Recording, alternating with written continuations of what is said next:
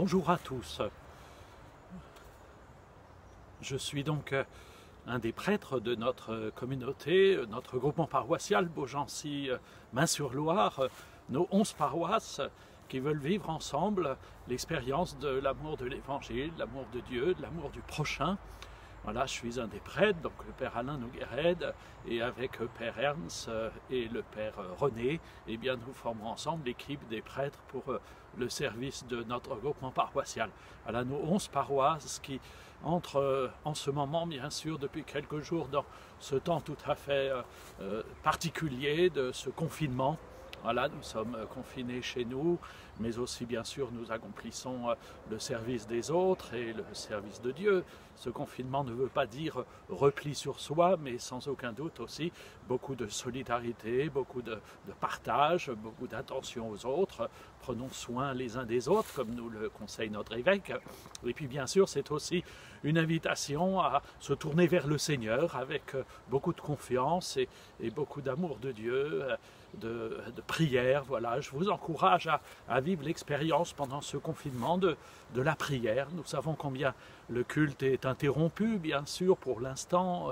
Il n'est pas possible de se rassembler à cause de, bien sûr, la crise sanitaire que nous connaissons. Mais nous pouvons aller dans les églises pour y prier, pour y déposer des sièges. La plupart de nos églises sont ouvertes.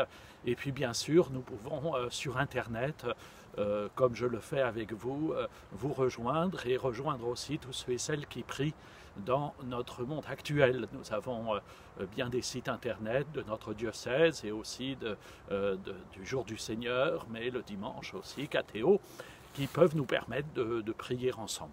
Voilà, cette parole m'invite aussi à confier au Seigneur dans la prière eh bien, toutes vos intentions, toutes vos joies, vos soucis. Je confie au Seigneur tous les malades, toutes les personnes qui souffrent et qui sont dans l'épreuve. Et je voudrais bien sûr vous assurer de mon amitié, de toute ma sollicitude. Voilà, il est toujours possible, bien sûr, de rejoindre les prêtres pour une visite ou pour les sacrements, pour le sacrement de la réconciliation ou la Sainte Communion. Tout cela est bien sûr possible. Vos prêtres sont à votre disposition, ainsi que la communauté chrétienne qui se tourne les uns vers les autres avec sollicitude. Voilà, je vous remercie de votre attention et puis je vous souhaite une bonne journée, que cette semaine que nous terminons là, eh bien, soit marquée par la fête de la Toussaint dimanche dernier que nous avons pu vivre en communauté dans nos églises, que cette fête de la Toussaint nous rappelle combien tous nous sommes appelés à la sainteté et combien nous avons à vivre cette expérience de la sainteté de Dieu dans le quotidien de notre vie.